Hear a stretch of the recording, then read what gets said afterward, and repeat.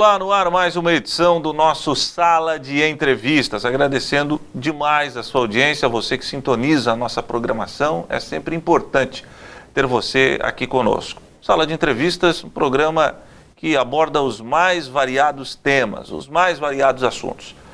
Canções, posso falar aqui com cantores renomados, tanto do cenário da música cristã protestante, posso falar aqui de esportes e, por que não, de política. Também, cultura, já fez parte, já foi pauta do nosso Sala de Entrevistas. E hoje nós vamos falar sobre um tema que pela primeira vez será abordado aqui no nosso programa, que é justamente o conservadorismo. O que é ser conservador? Está em alta esse tema, muita gente fala sobre isso, mas o que de fato significa, na verdadeira acepção da palavra, conservadorismo? Ser conservador é ser retrógrada? Ser conservador é ir contra as minorias? É lutar contra aqueles que se dizem oprimidos? É um grupo que é restrito? Apenas algumas determinadas pessoas podem participar? Bom, para falar sobre o tema, convidei o coordenador do grupo, se é que eu posso chamar assim, Coalizão Conservadora de Criciúma, o Lucas Campos, que está aqui conosco e aceitou o nosso convite para falar sobre o assunto. Lucas, obrigado por ter vindo aqui. Olá, tudo bem, Heber? Uma satisfação poder mais uma vez estar aqui, né? Satisfação é toda nossa. Eu já vou começar pelo cerne da questão. Não é um grupinho fechado, onde só cristãos mais radicais podem participar? O que é ser um conservador?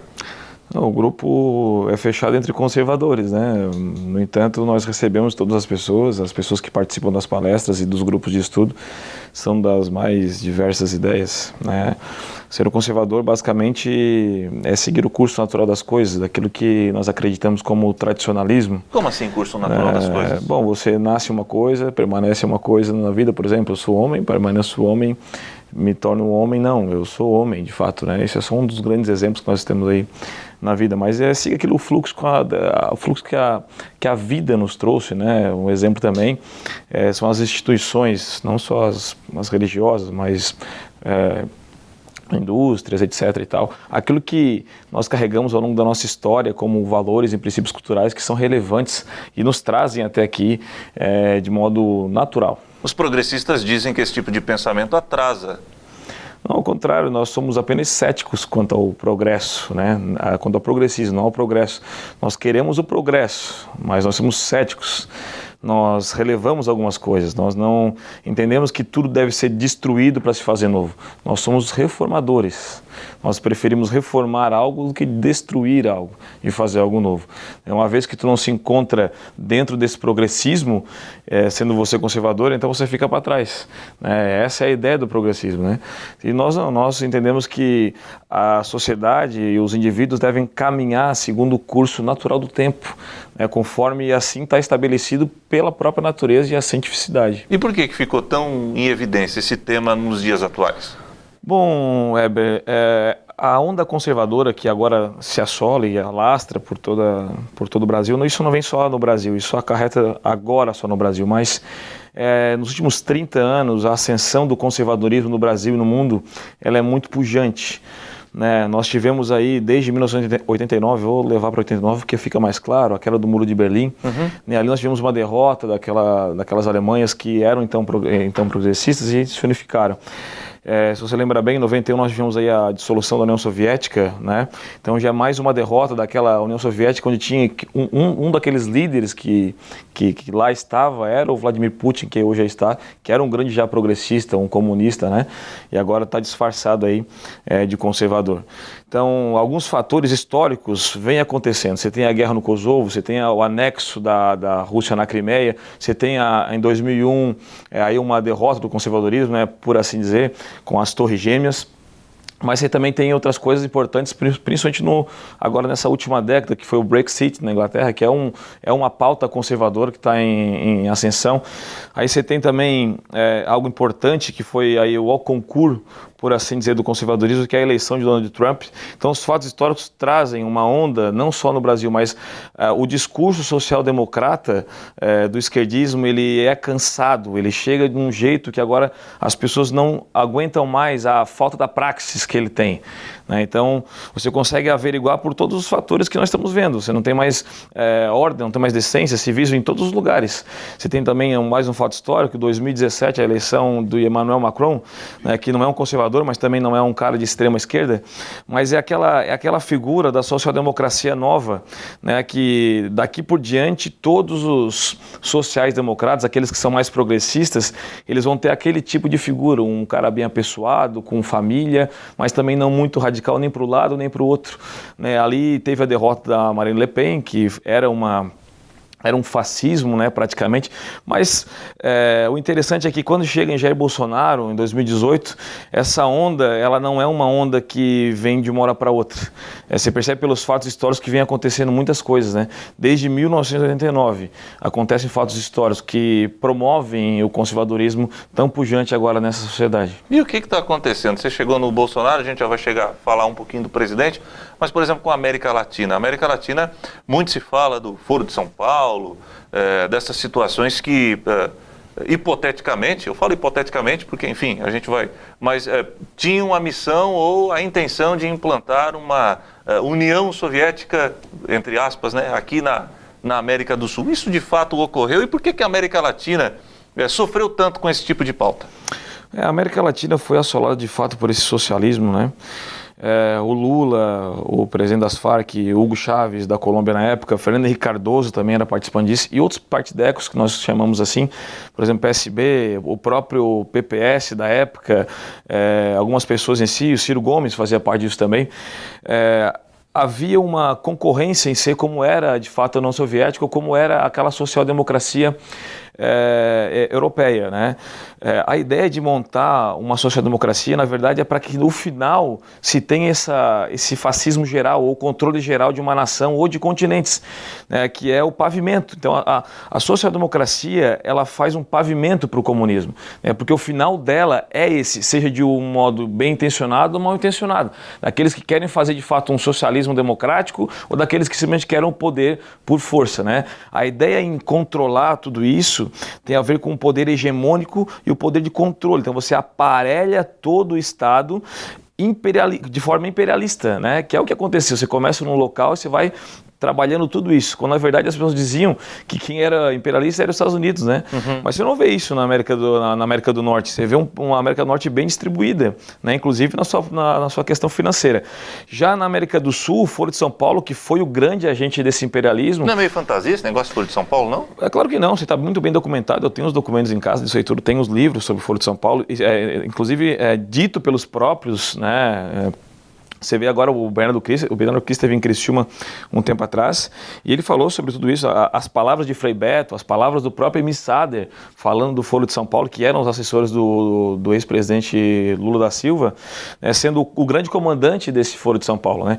Então o Foro de São Paulo, ele abarca não só um país, mas todo um continente, e não para dizer que as pessoas vão ter então igualdade social como prega o comunismo, a social-democracia que antecede, mas sim para que de forma imperialista, e isso é um grande fascismo, para que as pessoas então tenham o controle, sejam controladas de forma hegemônica nas suas mentes, né? Uhum. Não mais aquele comunismo chão de fábrica do proletário contra a burguesia, que era a luta armada, a tomada de força, né? Porque uma tomada de força, uma luta armada, os guerrilheiros, eles poderiam ser facilmente devastados por outros guerrilheiros, né? Então, uma vez que você toma a hegemonia cultural com viés ideológico na mente, na educação, principalmente tomando universidades e a grande mídia, então você consegue trabalhar melhor de forma que as pessoas pensam como socialistas antes mesmo de serem comunistas, né? Quando você falou do socialismo chão de fábrica, eu me lembro de uma ocasião, o ex-presidente Lula em 89, na emblemática eleição contra o Fernando Collor, ele aparecia de fato, né, aquele jeitão dele, né, muitas vezes suado na televisão, a barba por fazer e tal, e o Lula foi passando por uma metamorfose até que na eleição que saiu vitoriosa no início dos anos 2000, tu já viu um Lula barbinha parada, que a campanha era Lulinha, paz e amor, enfim, houve uma maquiagem nesse sentido da esquerda, então, para para tirar aquela pecha do comunista, do radical, enfim, você entende dessa forma? Eu vejo como uma maquiagem sim, em partes. O que estava acontecendo no mundo naquele momento? O mundo não queria mais aquele comunismo chão de fábrica, o guerrilheiro, né, o de luta armada, derramamento de sangue. O povo não queria mais isso. Ninguém mais queria isso. Já estava ultrapassado. Vide União Soviética, né, e todos os outros movimentos comunistas que já tiveram. Ceausescu na Romênia, por exemplo. Na Europa, a Europa teve grandes exemplos disso, né? União Soviética e Ceausescu na Romênia foram os principais, assim, na minha opinião. Mas percebe que ali a ascensão de um cara chamado Antônio Gramsci, o gramscismo do Brasil, que vem do Partido Socialista, do Partido Comunista italiano, essa ideia trazida por FHC e tantos outros mais políticos da social-democracia do Brasil, ela fazia supostamente ou de forma maquiada uma oposição ao comunismo chão de fábrica do Lula da Silva. Quando o Lula percebe, então, que aquele discurso não vai mais colar e já existe um estamento burocrático, ou seja, uma elite política que comandava esse grupo, ele precisa se adequar a esse movimento. Ele precisa voltar para, então, ou migrar, melhor dizendo, para uma social-democracia mais tranquila, um socialismo meia-bomba. É o que o Ciro chama de centro-esquerda? De centro-esquerda. Na verdade, é isso. Exatamente esse. Se for no espectro político, é isso que nós podemos chamar, né, de centro-esquerda. Mas, na verdade, o fim das contas é a mesma coisa. Você vai chegar lá por tomada de força. É como o Hugo Chávez trouxe a social-democracia da Venezuela, que em 97 era a sétima economia do mundo, e acabou agora no Nicolás Maduro, né, num comunismo horrível e ditatorial. Então esse discurso de Antônio Gramsci, o gramscismo, né, ele aplaca PSDB, MDB e PT de um jeito muito igualitário. O PT o que faz? Ele vê que não é estamento, mas para aplicar os seus planos ele precisa se tornar o estamento. Então aquele discurso de fábrica passa a não valer mais e eles se tornam a própria elite política, né? O que acontece com isso? A grande massa que eles tinham fica longe da elite política. É isso que acontece. Então por isso que quando você tem uma massa longe do discurso político, ou o discurso político da massa longe da elite política, você perde o fio da meada de conexão e aí você então logo tem a falta daquela praxis que eu falei, que é o nível da social-democracia. Logo, para você manter o controle disso tudo, você tem que voltar para onde? Para o chão de fábrica. Você tem que, temos que controlar todo mundo de novo. E com isso você tem que voltar então para domínio de mente, tentar pensar em lutar armado outra vez, que é o que está fazendo agora o Nicolás Maduro, né? Volta para aquele controle, perdi o controle, tem que voltar para o início de onde eu comecei. Porque esse força, é o final. Então. Exatamente, perfeito. Interessante. Mas houve uma diferença aí, porque o chavismo se implantou na Venezuela através de um golpe com o apoio dos militares, que o exército completamente corrompido, totalmente atraído por um cara que tinha um discurso fantástico, e quando eu falo fantástico assim, ele tinha uma oratória fantástica, que era o Chaves era ótimo, Chaves, né, enfim, e aí já o Lula não, o Lula foi eleito dentro de uma eleição democrática. Sim, exatamente. O Hugo Chávez, a curiosidade é o seguinte, é que quando ele assume naquele golpe, a social-democracia que antecedia já havia feito esse caminho. O pavimento já havia sido tomado. O que não aconteceu foi que eles não conseguiram se eleger da melhor forma democrática. Eles acham que a social-democracia demorou demais para chegar onde eles queriam chegar, porque a intenção deles era esse final do Nicolás Maduro.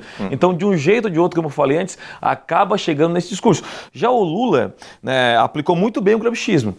Ele entendeu bem o Brasil, desde a redemocratização, ele vive esse trânsito, né, de social-democracia. Então, está acontecendo no Brasil há mais de 30 anos pelo viés intelectual. Então, a nova era, a revolução cultural, tudo isso aconteceu diante dos nossos olhos sem que nós percebêssemos. E essa é a grande tônica do discurso de Gramsci. Fazer as pessoas pensarem uma coisa que elas não são, sendo que elas são. Então, as pessoas são uma coisa, mas elas, na verdade, não são isso no falar delas, mas acabam sendo nas suas práticas e tudo mais. Logo, esse discurso vira a realidade, porque isso é algo pedagógico, né? Há muita repetição de algo, acaba tornando uma verdade no seu coração, na sua mente, etc. e tal.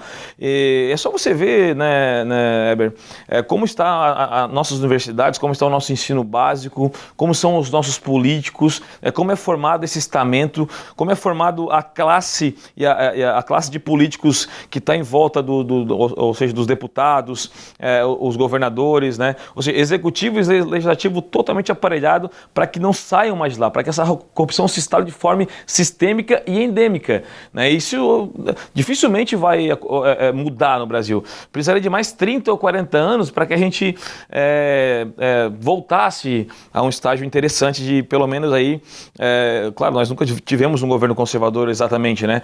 Só na monarquia, né? Mas pelo menos aqueles princípios que nós tínhamos na monarquia parlamentar, princípios básicos de família, de tradição, de religião, etc, etc. Tá bom.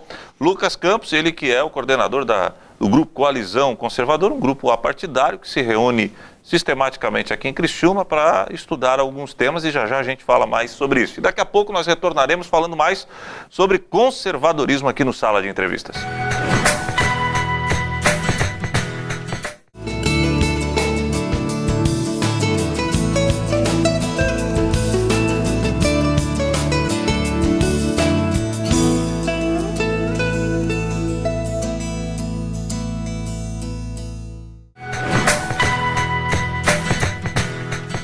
Estamos de volta com Sala de Entrevistas. Hoje meu convidado, Lucas Campos, ele que é coordenador do Grupo Coalizão Conservadora aqui de Criciúma. A gente estava falando do discurso do Chaves e o Lula não é diferente, né? Ele tem uma oratória incrível. Às vezes as pessoas falam assim, o Lula é um burro, não sei. Eu, pelo contrário, eu acho ele um homem extremamente inteligente. Só que você acha que ele não... Algumas pessoas dizem isso, principalmente aqueles que apoiam e têm esse fascínio pelo Lula, de que ele, de fato, deturpou, assim como o Maduro, o verdadeiro socialismo. Eu escutei de um professor da Universidade Federal do Rio de Janeiro, comentando justamente sobre a crise na Venezuela, dizendo o seguinte, o Chaves era um cara... Hugo Chávez era um democrata, Hugo Chávez era um cidadão que prezava pela democracia e o Maduro, depois do falecimento do Chávez, acabou deturpando essa situação. E o Lula aqui no Brasil, ele acabou saindo da linha, deturpou um pouco, enfim. Esses políticos de fato saíram da linha ou é um discurso, uma retórica, uma desculpa esfarrapada de um sistema político que não deu certo em lugar nenhum? Heber, não sei se você se lembra no início do século passado, dos regimes socialistas que nós tivemos na Ásia, Rússia, etc. e tal. O mesmo discurso se deu de Lenin, né? Deturparam o Karl Marx, né? Trotsky falou a mesma coisa. Houve uma deturpação do regime de Karl Marx, não é bem assim. E todos eles, né? Depois tivemos na China também, Mao Tse Tung matou mais um monte de gente, né? Eu não consegui terminar o livro do Mao Tse Tung. É bom o livro, já tem isso. É uma bíblia, né? Tem um documentário do Trotsky passando aí na Netflix, muito bom. Muito sangue, algumas datas imprecisas, mas muito bom. Não dá. Então, esse discurso de que deturparam o Marx já matou mais de 100 milhões de pessoas. Essa é a verdade, né? Então, é um discurso cansado. Não há como dizer que funciona ou que foi benéfico, né? Falei 100 milhões, acho que é 100 mil, né? Então é o mesmo discurso que esses professores, supostos professores, porque eu chamo eles de militantes, na verdade são militantes disfarçados de professores, né? Muitos são bons, mas a maioria desses que estão na universidade, eu já estive em universidades, né? Principalmente nas federais, eles dizem isso, que houve uma deturpação do regime social-democrático, por assim dizer, que é o gramscismo. Quando na verdade, eu já falei aqui, né, é o fim disso tudo, porque você não consegue sustentar a máquina pública aumentando o imposto. Isso é normal, você não pode gastar mais do que se arrecada. Isso, economicamente falando, é uma coisa simples de fazer. E na social-democracia você precisa aumentar o imposto o tempo todo, né, para que então as coisas não quebrem no Brasil. Quantas vezes os Correios já quebraram no Brasil e ninguém falou nada, né? Então as empresas estatais quebram, quem paga é o próprio contribuinte, né? Sempre os mais pobres acabam pagando.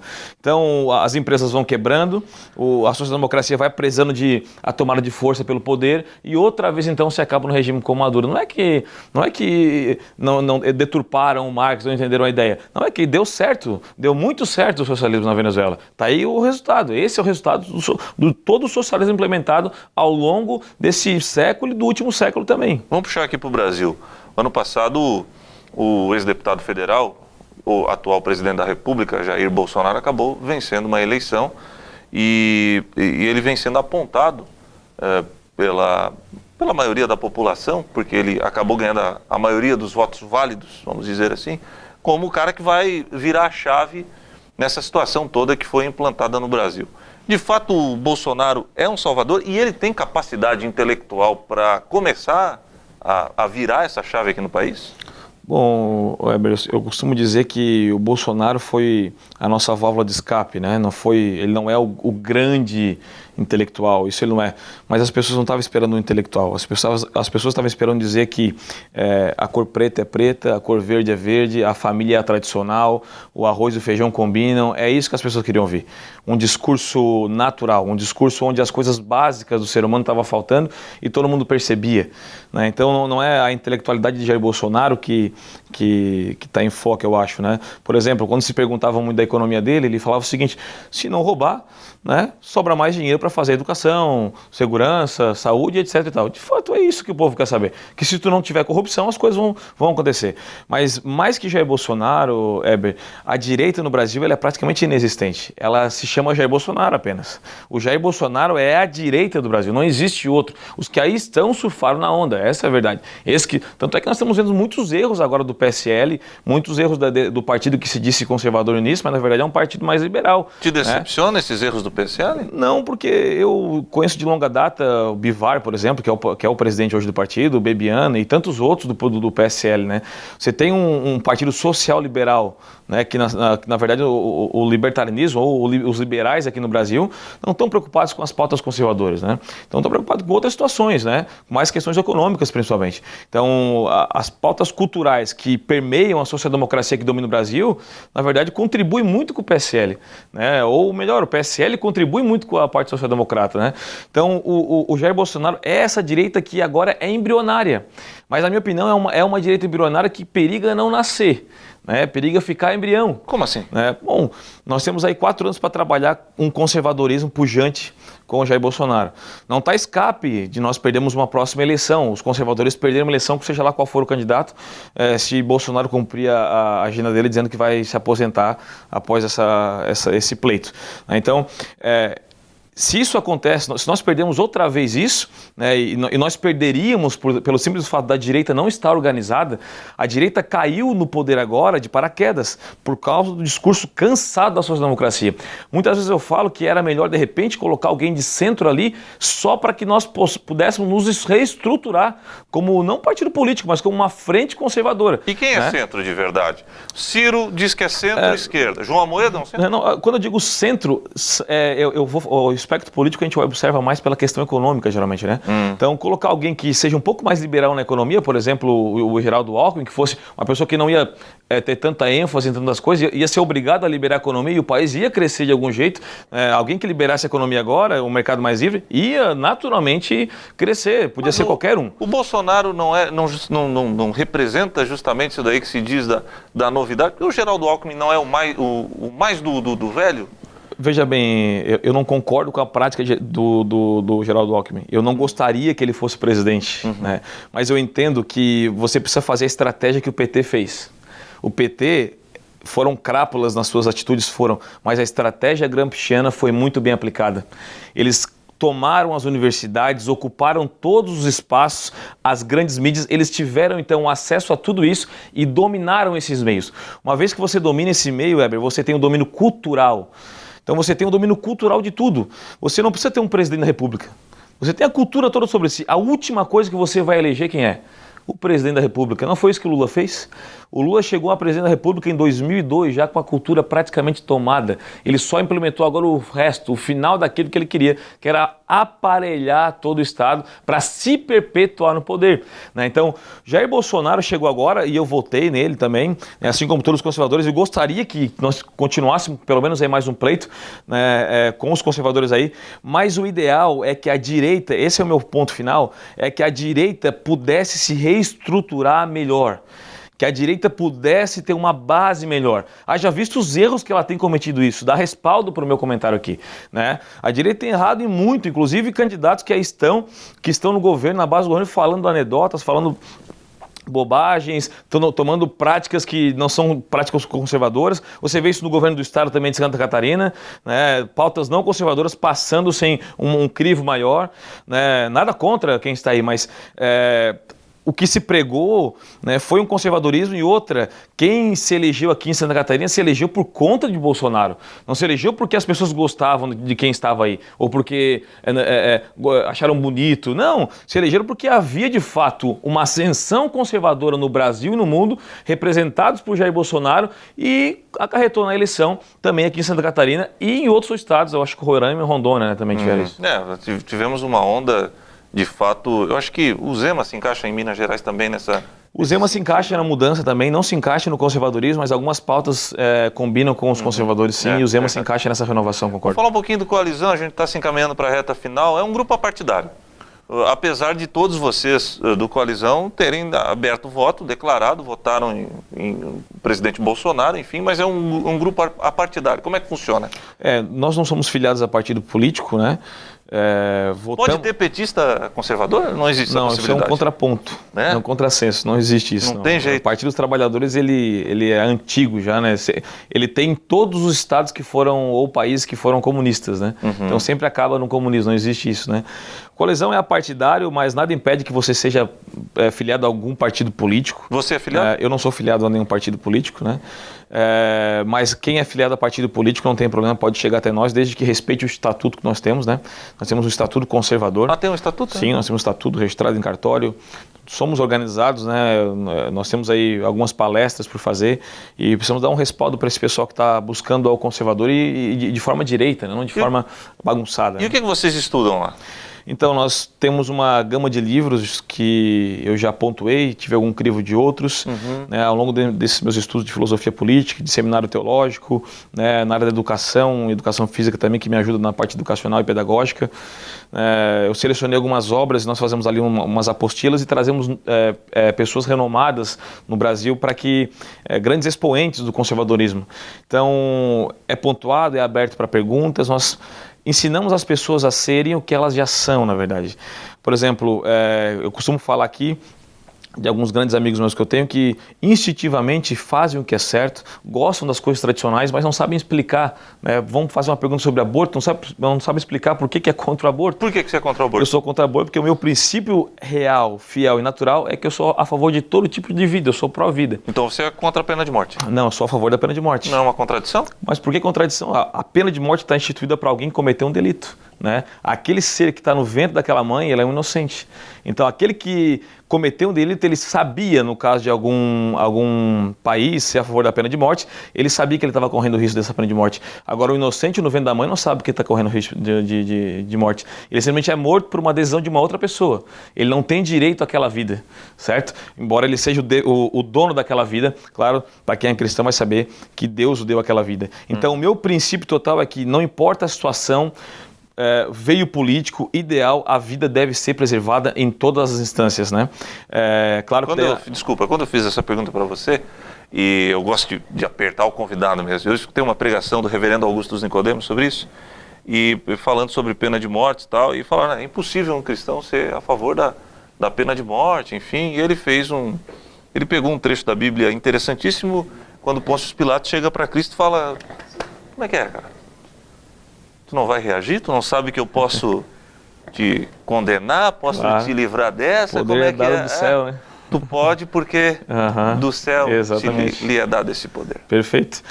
O cristão, todo cristão deveria ser a favor da pena de morte desde que o seu Estado fosse a favor. Na ideia nós somos, mas o Brasil não é a favor da pena de morte, nós temos um Estado que é a favor disso. Então, nós não compactuamos com a questão política do Estado, mas com o ideal e com os argumentos que eu dei aqui, todo cristão deveria ser a favor disso, né? Porque é algo não só bíblico, mas está na cara que você, quando é contra algo que naturalmente seria a favor, por exemplo, quando eu falo aqui que alguém deve ser condenado à pena de morte, eu estou falando de alguém que derramou o sangue de alguém.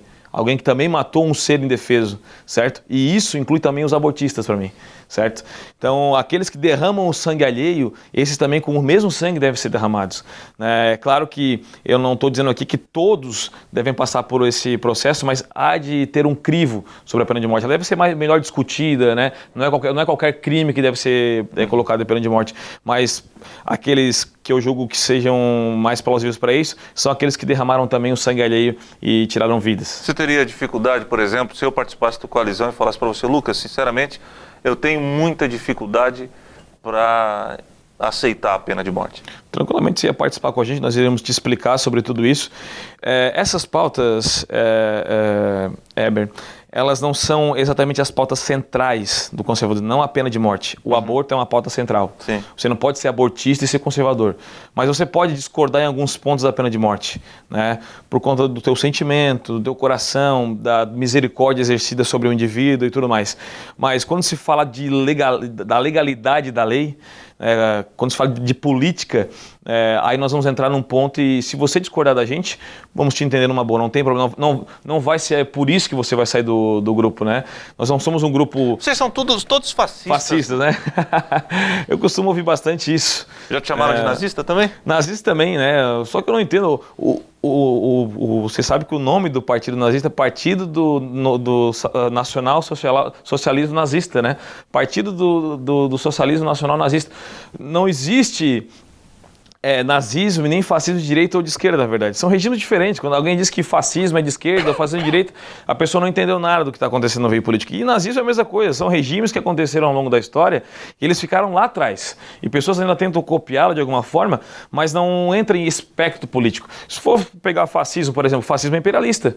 Né? Tomava poder e queria adquirir mais territórios. Quem que faz bem isso agora aí? O Foro de São Paulo fez, a esquerda que atua no Brasil faz isso. Então a esquerda é fascista, certo? Né? Agora, se você também tomar, por exemplo, o regime nazista, que era um regime também que segregava, né? Que tinha a questão da raça. Quem é que fez isso ao longo da história?